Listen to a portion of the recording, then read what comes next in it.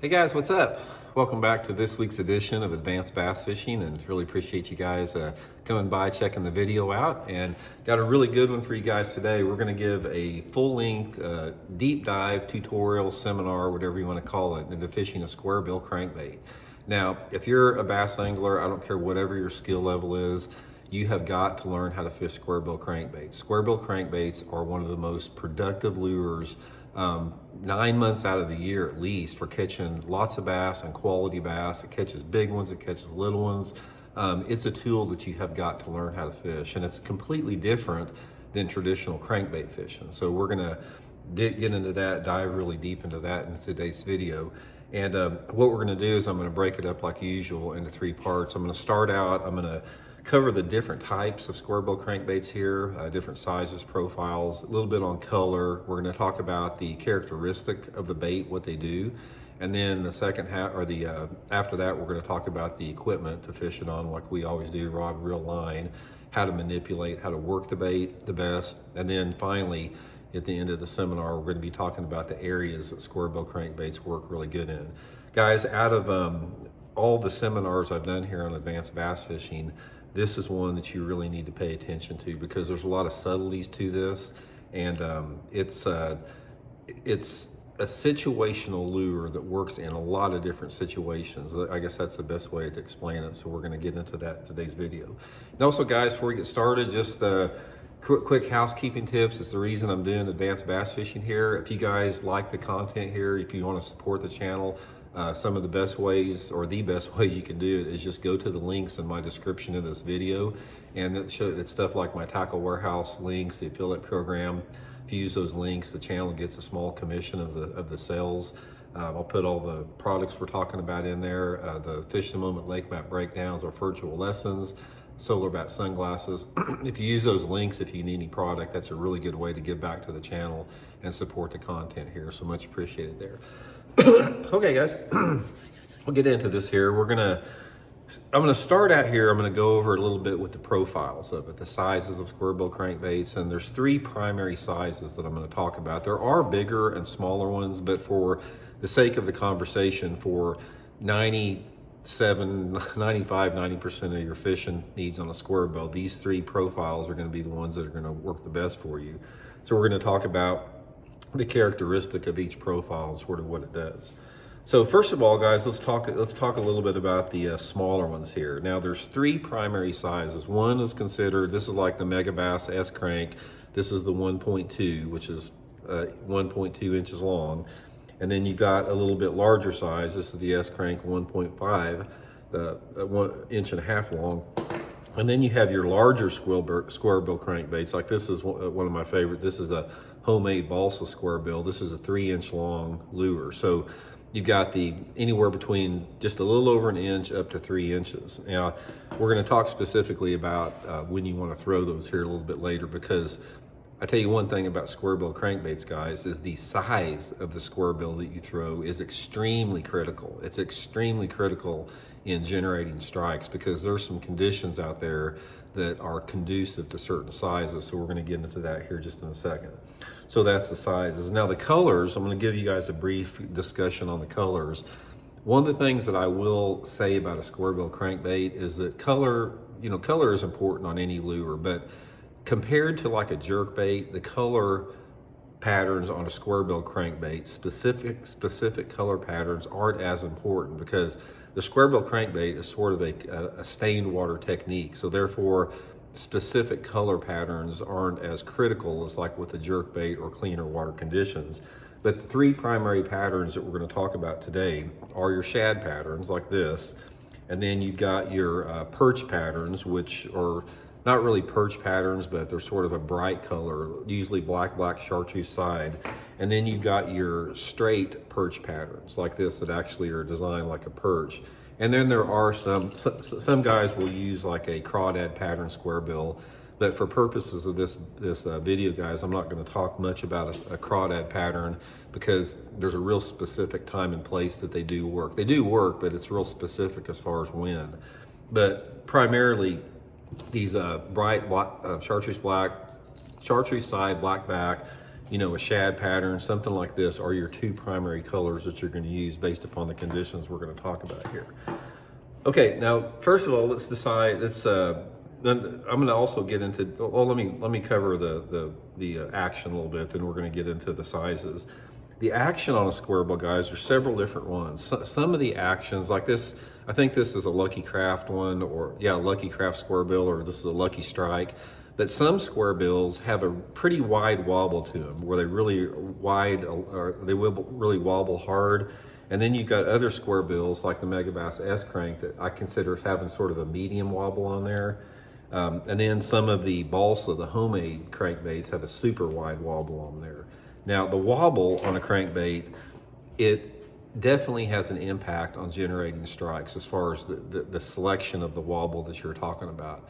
For the most part, if you're fishing around wood, like you're trying to bounce something off of wood, a wide wobbler can be pretty good with that. So that's why a lot of times when I'm using Squarebill crankbait around wood cover, I'm using the balsa one. This is a homemade balsa bait right here, or it's like a Bagley's B3. This one's made by Dave's Custom Lures, a friend of mine, but Bagley makes a balsa one too that's commercially available.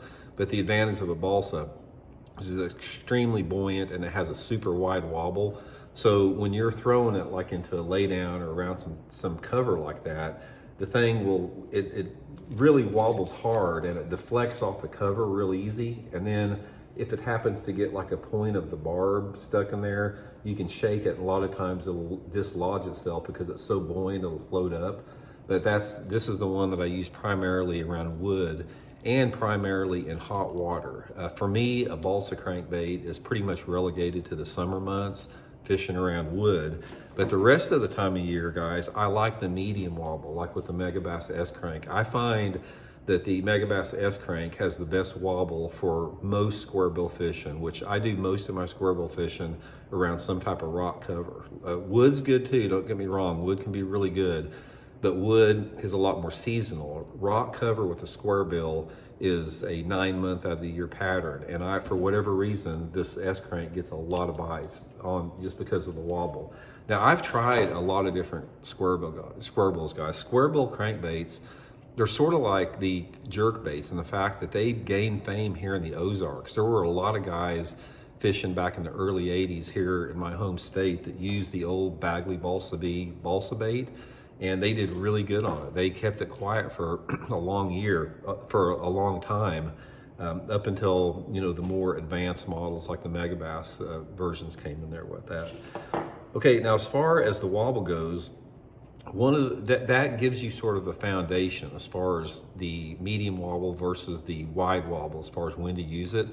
But one of the things you'll have to realize about crankbait wobble on a Squarebill is it's just what the fish want that particular day. And there's a lot of different variables that determine the wobble that they want.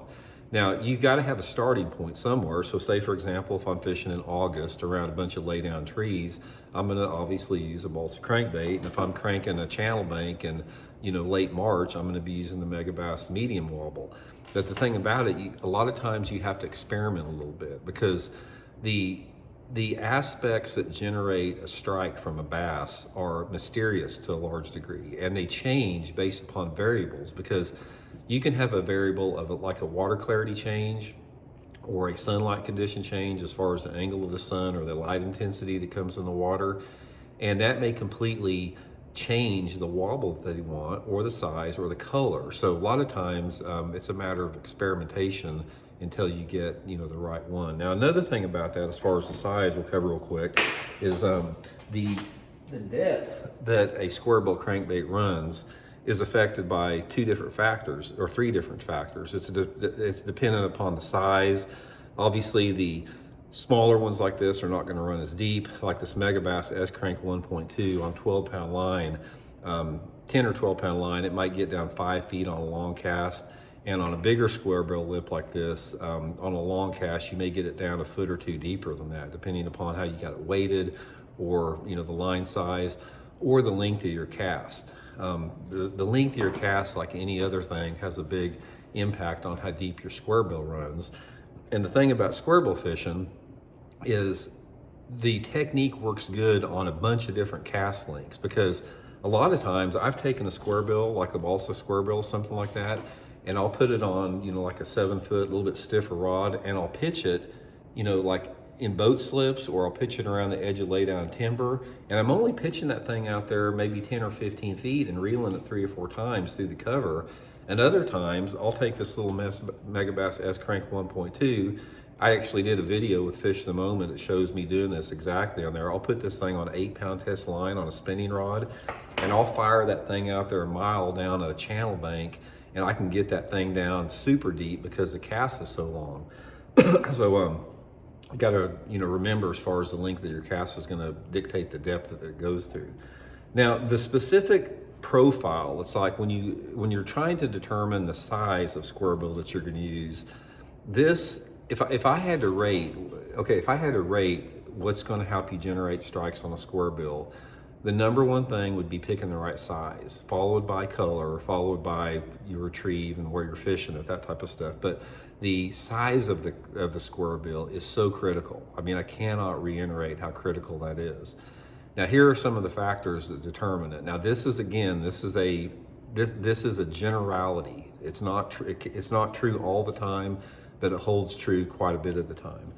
Early in the year, or late in the year, when the water temperatures are in the 50s and maybe around 60 degrees. Now, this is going to be your pre-spawn period, or it's going to be the late fall period. The spring and the fall are very, very similar because you're dealing with the same water temperatures. When you're dealing with water temperatures in the 50s and the 60s, a lot of times, that is when you go to the larger size, like this Megabass S Crank 2.0 or the big 3-inch Squarebill like this. For whatever reason, in those water clarities, especially early in the year, they want a larger size. That's just one of those, it's just one of those truths about bass fishing that we can't really determine. One of the things possibly you can consider is that early in the year like that, the bait fish are, if they're some of their largest size because they were done spawning last summer, they've had a chance to grow up over winter, so maybe the bait's a little bit larger. That's one factor. But for the most part, from about March until first part of May, I'm using the big Squarebills, the largest ones they make. Now, as the water warms up and you start to get into to May into June, that changes a little bit, and I'll go to the mid-size, like the S Crank, 1.5 here. This is the mid-size crankbait. And when that water temperature, say for example, like from June until August, when that water temperature is starting to get pretty warm, fish are still pretty aggressive, they're still, hungry, they're still recuperating from spawning, and they're wanting to feed. That medium size seems to work better. And then in late summer, like late August and into the early part of fall, you're gonna find out that the little ones work far better than others.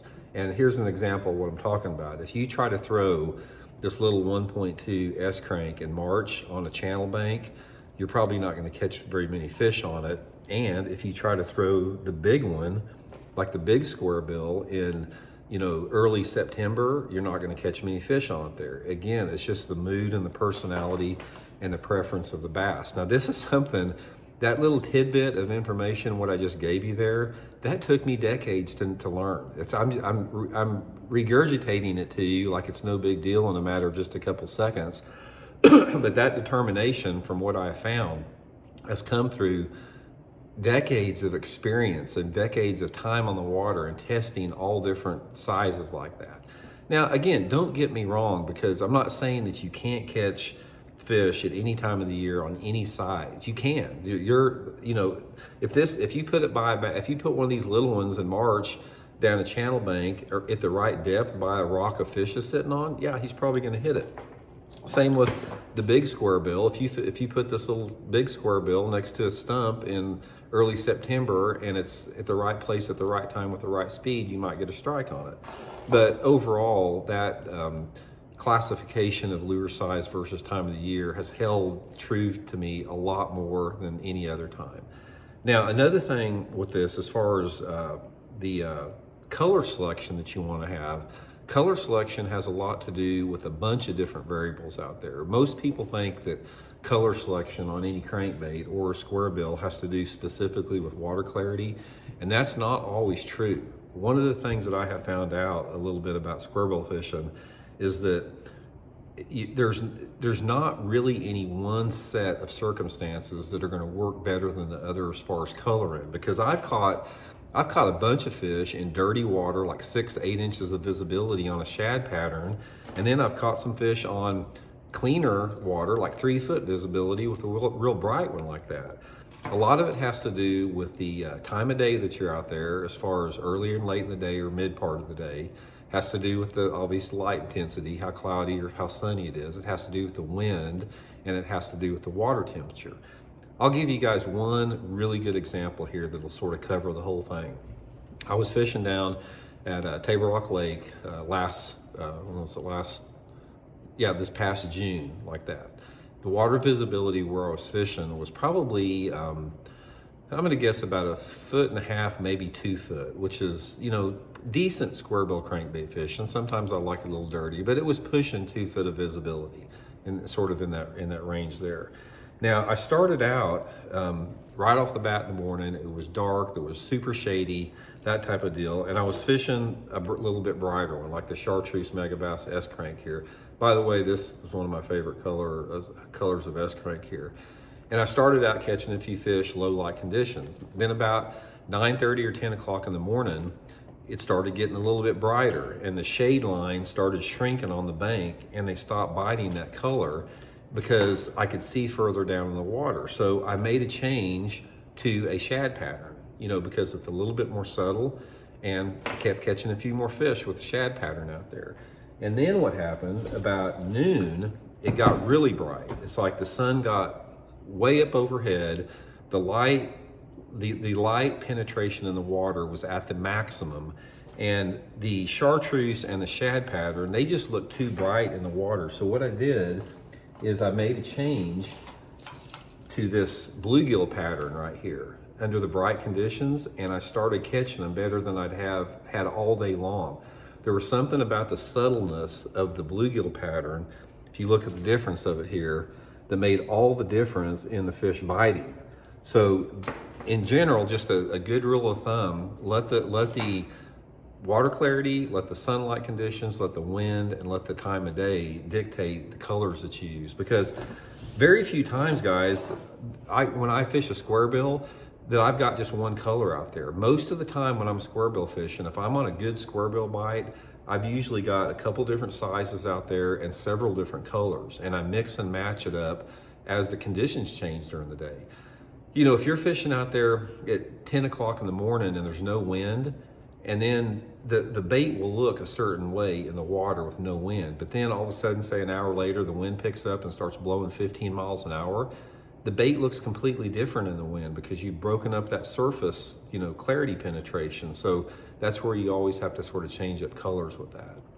Now, that's pretty much covering the size, profiles, colors, and everything. I'm gonna take a little break and get a drink, guys, and we're gonna come back and we're gonna talk about how you reel the retrieve that you use, the cadence, how you put action on a squarebill, and I'll go over the equipment that I use on it. So I'll be right back with that. Okay, gang, we're back. Now let's get into how to work a squarebill, manipulation, cadence, retrieve, that type of stuff, and tackle that you want to use on there.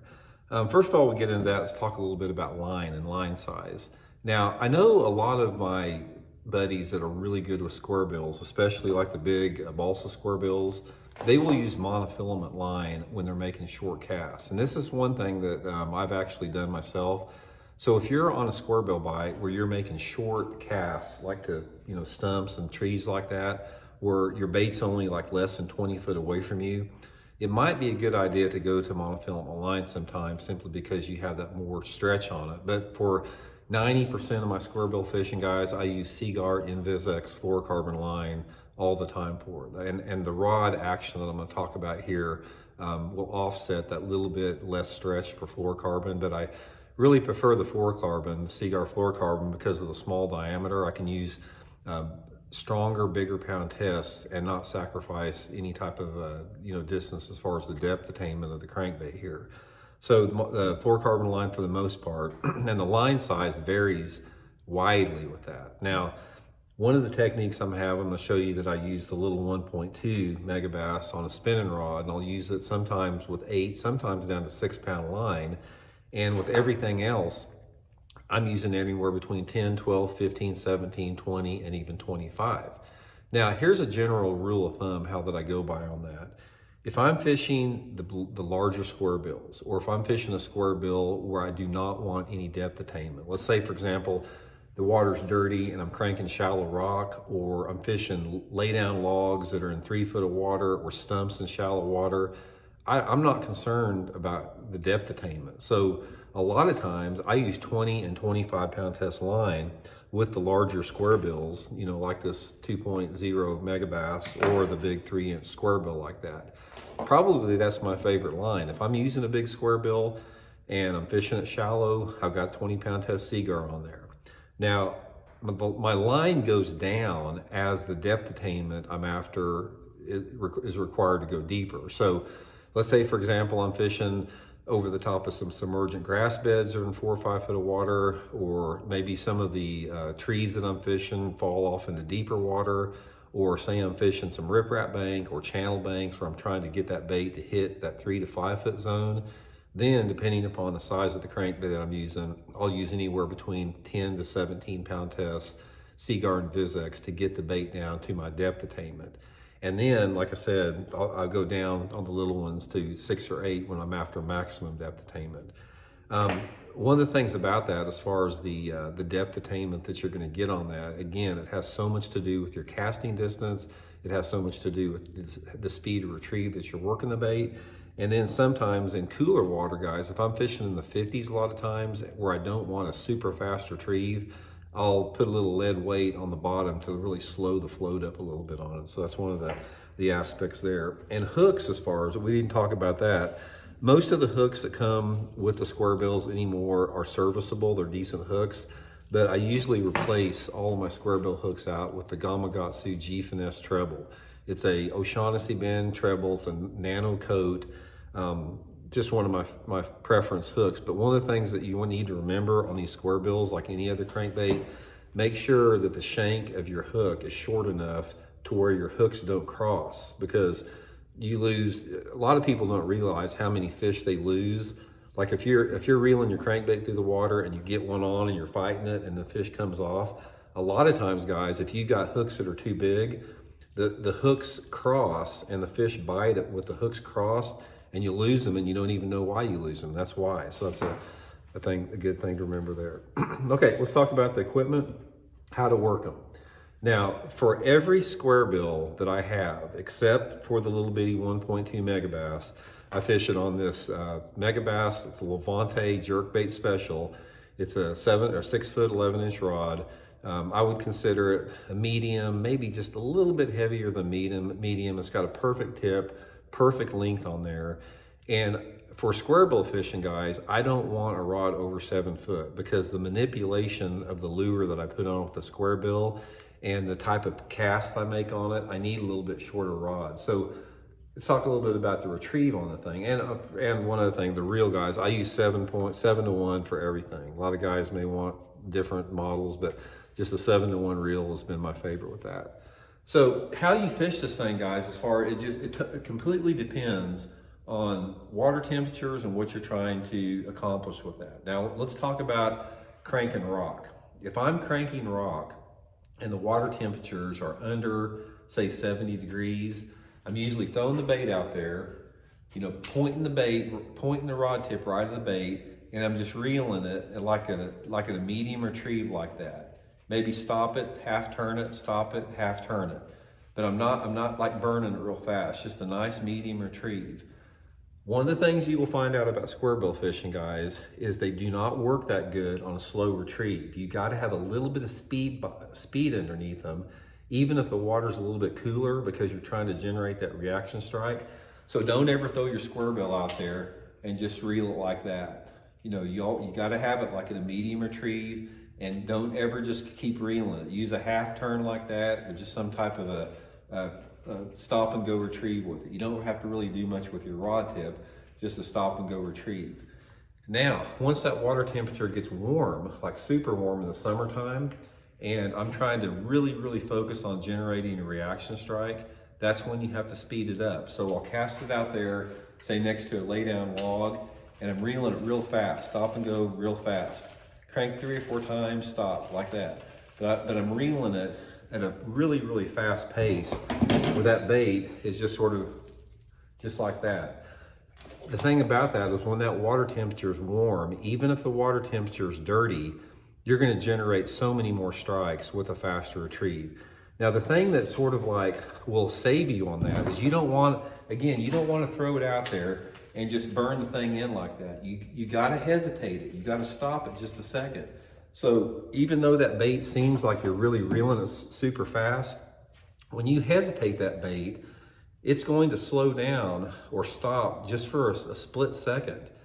And that's what usually generates a strike from the bass on there. I'm not saying you can't catch them on a straight retrieve, but say for example, if you went out and you were cranking laydowns or rock or whatever, and you caught 5 bass just on a straight retrieve with your Squarebill, if you would use a stop and go retrieve, you'd catch double that at least on there for sure. But anyway, that's my setup for all my larger Squarebills on there. Now the one, I'm gonna give you a tip right now, guys, that you probably never have heard with a Squarebill. And I just figured this out a couple of years ago. When I'm fishing a small Squarebill, especially if I'm, fishing it around rocky banks or something like that, guys, throw it on a spinning rod. I use this is the Megabass Whip Snake, both rods 6 foot 11 inches long. This is the same rod I use with the jerkbait, good medium tip on there. And I'll put that little S crank 1.2 on it with 6 to 8 pound line. The thing that you can do with this is if you put a little Squarebill like this on 6 to 8 pound line and you make a long cast with a spinning rod on it, you can get that bait down into depths that bass never see a Squarebill. Again, I've been fishing at Table Rock the last couple of years when nobody was catching them on Squarebills. I put that little Squarebill on light line and I'd fish those rocky banks and I'd just rip them. I'd catch 25 or 30 a day when other people weren't catching nothing on it because I was getting deeper. And it's sort of the same thing, guys. I'll just cast it out there with 6 to 8 pound line, keep the rod tip low to the water, and just start reeling, and just an occasional, hesitation, half turn, stop and go retrieve. And occasionally on the spinning rod, I'll just pull it a little bit, just try to give it some type of erratic action. But like anything else, when you're fishing any type of a lure, the erratic action is going to be the thing that generates a strike. And this erratic action, you can impart it in a lot of different ways. You can impart it again on a stop and go retrieve, a half turn, some type of rod twitch or rod manipulation, some type of rod pull. Just main thing is just don't try to don't try to just reel at the same speed all the time. Okay guys, that's the crankbait coverage, that's the equipment, the cadence and everything. Take a short break and we're gonna get back to the most important aspect of it, where you wanna fish a Squarebill, the structures, time of year. We're gonna go into detail on that, so I'll be right back. Okay guys, we're back for the final part of the seminar here. And like all the advanced bass fishing videos I do, guys, the last part of the videos are the most important. I can't reiterate or I can't stress enough how important it is when you're talking about the movements and the personality and the moods of bass and where you're going to locate them at, that this is where you really, really need to pay attention. I mean, the other stuff's important too, don't get me wrong, but as far as being able to go out and consistently catch fish, this is where you have to focus on the time that you listen to these videos. And most of the videos I do, guys, if I do a video on bass movement, behavior, and patterns, nobody watches them. And that's sad because that is where you have to spend your time at. So this is an important part of it. Okay, what I'm gonna do, I'm gonna go over the prime Squarebill season. And I'm gonna go through areas you need to look for based upon the season. Now, Squarebills aren't going to be very good in the wintertime. Now, maybe if you're fishing down south, if you guys fish on the southern tier states like South Texas and, Florida and that type of stuff, yeah, you can probably still catch them on a Squarebill. But for the most of the country, I consider Squarebill fishing about 9 months out of the year. It usually starts in March and it usually, starts to tail off sometime in November for the most part. Now, what we're looking for, let's start out in the springtime of the year when they first start biting it. Once that water temperature starts reaching about 53, 54 degrees, where it's stable at that. I'm not talking about where it's 53 to 54 degrees at 3 o'clock in the afternoon after the sun's been beaten down in the water all day. I'm talking about when you get out there first thing in the morning and that water temperature's in the low to mid 50s. That's when you start needing to picking up a Squarebill crankbait. Now, right off the bat, during the springtime of the year and up until about June, it's all about rocks or grass if you have grass. Wood does not really come into that much of a play until later in the summer. Not that you can't catch them off a piece of wood, but I'm really focusing on rock and, again, grass if you have grass. That's sort of like an outlier. So let's concentrate on grass mainly. The whole key to catching them on squarebills right off the bat in the early time of the year is you've got to get on a steep bank that has some type of deeper water close to it. And that steep bank, it can be a variety of different rock. It can be bluff banks, it can be large boulder type rock, it can be basketball sized rock, it can be chunk rock, it can be gravel, it can even be clay. But it has to be some type of a channel bank that is closer to deep water. Now, the best places for the most part are going to be in your creek and your river arms. You might catch a few on the main lake, but you're going to have a lot better success if you go into some of the major creek arms. Look at your mapping system and try to find the areas where the channel swings the closest to those steep banks, and get on those steep banks and start making long parallel casts down those rocky banks. Now, the depth that you're going to fish is going to be completely relegated to the water visibility that you have. For the most part, you're going to need to have anywhere between, say, a minimum of a foot visibility to a maximum of 3 foot visibility.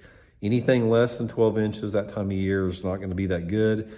Anything over 3 foot visibility is usually never any good for squarebill crankbait. So try to find that range around, ideally, if I could tell you a perfect water visibility range, it would be, 13, 14 inches up to maybe 18 or 19 inches. That would be ideal scenario. So given that, if you've got that water clarity range, try to focus on, keeping that crankbait hitting in that 2 to 4 foot range. And a squarebill crankbait is like anything else. You've got to be bouncing it off of something, probably even more than other type of crankbaits, because a squarebill crankbait, the action on it is generated from the reaction strike that you get on there. So I'm always trying to hit rock. So the depth that you fish and the line size that you're using, and we talked about using the larger squarebills, which is true this time of year. Make sure that you have your line pound test, that you're hitting that key zone of 2 to 5 foot. That's really critical, important on there. Again, parallel cast, medium stop and go retrieve, covering water with it, but not fishing at too fast of a pace. You want to make sure that you cover the area thoroughly and that you don't leave any stone unturned. Key on any irregular features like little rock outcroppings, little cuts in the bank, stuff like that. It's going to be really good. That time of year also, if you have a lake that has grass in it and has some grass flats, it can be very productive under those same water clarity situations. If you guys fish places like Sam Rayburn in Texas or some of the TVA lakes that have grass, you can catch them over those big grass flats adjacent to those ditches, again, trying to tick the top of the grass with that. Now, as the water temperature warms up into the actual spawning time, when a lot of those fish are keying in on, they're focused on spawning like mid to early April, you're going to have a lull in the squarebill crankbait fishing. It's not going to be that good. When those fish start moving hard to the bank and they start getting focused on spawning, fish don't like to chase lures very much. They don't like to chase stuff like crankbaits or spinner baits. They like more of a bottom bait like a shaky head or a Ned rig or a soft plastic stick bait or something like that. They want something on the bottom. It doesn't pick up again until the post spawn. Now this post spawn usually takes place sometime in the month of May, depending upon where you're at, once that water temperature starts to getting over 70 degrees. And once that water starts getting over 70 in May, the squarebill bite picks right back up.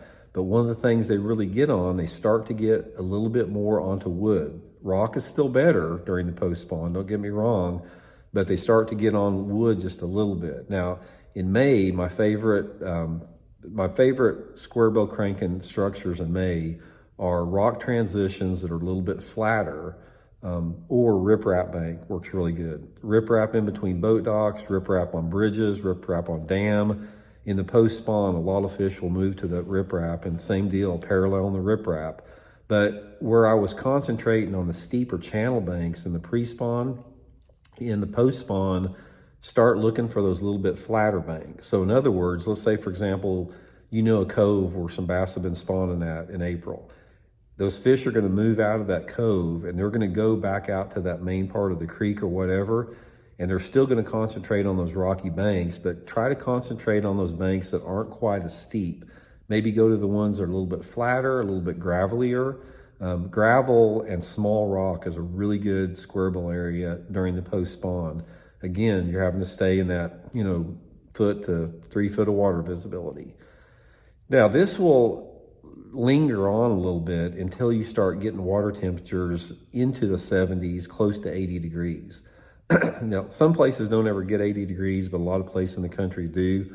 Once you start getting into what is considered the summer patterns, which is usually mid to late June, you're going to notice a big transition from those squarebill fish. They're going to move a lot more to wood than they are on rock. Now, not that you can't catch them on rock. You can still catch them on rock, especially if you don't have a lot of good wood cover. But if you have a lake that has any type of a good amount of wood, whether it be lay down trees, stumps, boat docks, standing timber, anything like that, the fish really make a move to wood more. And they'll stay on that wood structure, all the way into the fall a little bit. And this is when I'm going to a little bit smaller squarebill crankbait. I put my 3-inch sizes down, and I'm going to the smaller, like the 1.5-inch ones there, the mid-size one. And I'm really focusing on that wood cover as much as possible. The rock, again, it can still be productive, but the areas that you have to fish with the rock normally are in the upper river sections of the lake. So some lakes have one river, some lakes have a couple different river arms in them. One of my favorite ways to catch them in the summertime, if I've got a lake that doesn't have any wood on it, is to run up in those river sections and fish whatever rock is available. You can catch them on steep banks up there. You can catch them on flat banks. There's just a population of those fish that live shallower all summer. And also, that time of year, there's a lot of fish that are feeding on perch up in those river banks there. If you ever go up in your favorite lake, if you ever go up the river arm of it, look at how many perch are on any type of shady bank. If you've got like a channel bank that has overhanging trees on it, there'll be bluegills and perch all over it. And those fish will live up there and feed on those perch all summer. And that's when I like to go, to the perch patterns or the chartreuse side black back, which is sort of like a perch pattern under low light, and fish those upper river sections in that. Now, that's going to last, that's going to hold true pretty much until, the early fall, when you start getting a little bit shorter daylight hours and you start getting a slight temperature drop. Normally in the fall time of the year, you don't have this radical temperature drop in water. You have it gradually going down from, 80s down into the 70s over a period of a month or so. But you don't ever have these big fronts that come in that drop the water temperature way down. So the transition is a little bit slower, and the fishing's just going to get tougher. A lot of the fish are really scattered out. Some fish are using wood, some fish are using gravel, some fish are on a bluff bank. They're all over the place. And that is why the late summer and the early fall is probably one of my favorite times of year to fish a squarebill crankbait, the little one. This is when I go to the little 1.2-inch. If I had to pick one lure for the fall time of the year that's probably the best, it would be a small crankbait, a small squarebill crankbait. If I've got that water clarity like that, there's always going to be some fish to be caught on it with that. This is going to last into the mid part of the fall. So I start usually adjusting to that little smaller squarebill, say the end of August, and I'll fish it up maybe to the first part of October. Again, whatever cover's available in that off-colored water part of the lake, wood, rock, grass, whatever. Now, the last phase is when October, when you start to notice a significant cool off in the water. Water temperatures maybe have dropped, 10 to 15 degrees over their height of the summertime. Daylight hours are getting shorter. You're getting cooler nights. Maybe you're getting some nights that are down in the 40s. That's when you go back to the little bit larger Squarebill crankbait. And that's when I'll go back, maybe as it gets closer to November, I'm back to the big one again, the big 3-inch Squarebill, fishing the same type of stuff. I'm staying on those steeper banks. I'm concentrating on wood. I'm concentrating on those areas that those fish are using as late fall, early winter structures before they actually move into their winter patterns. And again, guys, the major creeks are where to be. It's like one thing you'll find out about Squarebill crankbait fishing, with the exception of bridge riprap or riprap on the main lake, you're gonna find better Squarebill fishing in the creek arms and in the river arms of the lake. Most of the time because you've got a bigger population of shallow fish and you've got a little bit dirtier water. But for whatever reason, again, the shad are getting a little bit mature. They're growing up, they're getting bigger. The fish are a little bit more hungry. They're feeding up for winter and they want that little bit larger Squarebill. And again, wood, rock, whatever cover that you have is going to be really good. I like to fish the upper 2/3 of the creek arms and the river arms, concentrating on whatever shallow structure is available up there. Anyway, guys, that's pretty much a good overview of the Squarebill cranking out there. Every lake is going to be unique to its own as far as the amount of cover that you have, because let me give you an example. It's like Grand Lake in Oklahoma. It's a off-colored water lake. So there's a lot of opportunities to fish a Squarebill all over the lake. But then if you go to a lake like Table Rock Lake, where close to my house here, there's only 2 or 3 little areas of the lake that the Squarebill crankbait is productive because the rest of the lake is too clear.